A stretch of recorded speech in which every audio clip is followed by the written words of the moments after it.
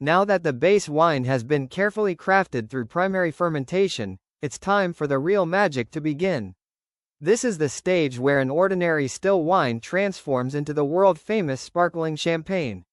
The secret lies in a remarkable process called secondary fermentation, where millions of tiny bubbles are naturally created inside each bottle.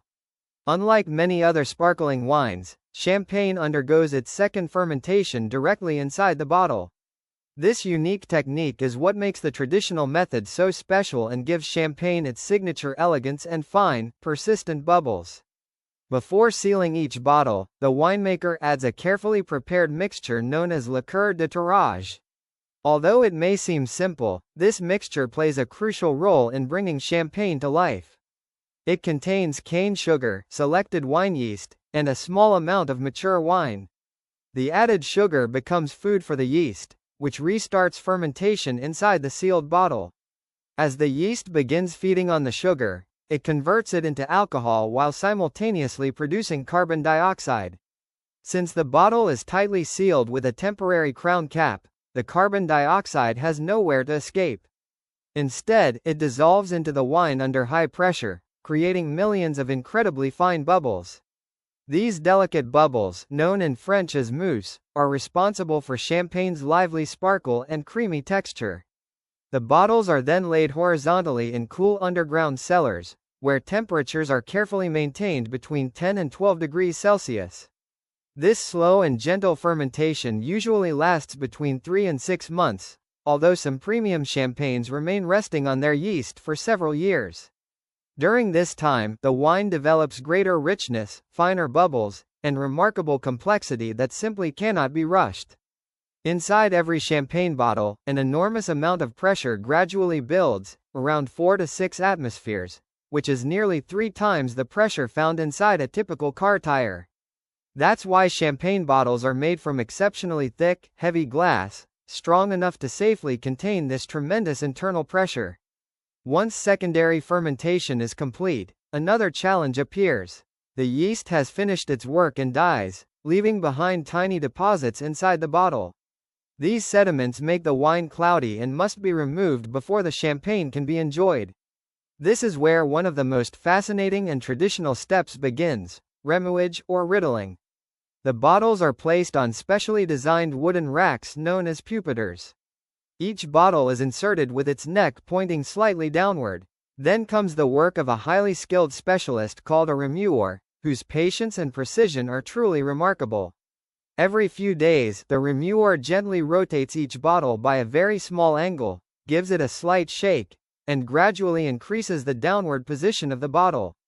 This delicate process is repeated every 3 days for nearly 6 weeks. With every tiny movement, gravity slowly guides the dead yeast cells toward the neck of the bottle. Eventually, the bottles are positioned almost vertically with their necks pointing straight downward. This final position is known as sur la pointe. At this stage, all the yeast sediment has collected neatly inside the neck, ready for removal. Although many modern wineries now use advanced automated machines called gyropalettes to perform riddling much faster, many prestigious champagne houses still rely on traditional hand riddling for their finest and most luxurious cuvées, preserving centuries of craftsmanship. With all the sediment gathered inside the bottle neck, the next dramatic step begins: dégorgement, one of the most exciting moments in champagne production. The neck of each bottle is immersed in an extremely cold freezing solution. This freezes the small amount of wine surrounding the yeast sediment, forming a solid plug of ice. The temporary crown cap is then carefully removed. Because of the tremendous pressure built up inside the bottle, the frozen plug containing all the yeast sediment is instantly shot out with incredible force. The process takes only a fraction of a second. The result is almost magical. The unwanted sediment disappears, the remaining wine stays perfectly clear, and only a tiny amount of wine is lost during the operation. This step is essential because, without removing the yeast deposits, champagne would appear cloudy, develop undesirable flavors over time, and fail to meet the high-quality standards expected around the world. By the end of dégorgement, the transformation is remarkable. What started as a simple still wine has now become a brilliantly clear sparkling wine filled with elegant bubbles, exceptional freshness, and outstanding character. The champagne is now almost complete, with only the final finishing touches remaining before it is ready to reach wine lovers across the globe. In the next part, we'll explore the final stages of champagne production, including dosage, liqueur d'expédition, recorking, shaking, resting, packaging and shipping, the science behind champagne bottle pressure, the purpose of the bottle's distinctive punt, and the complete flow of the secondary fermentation process that gives champagne its legendary elegance.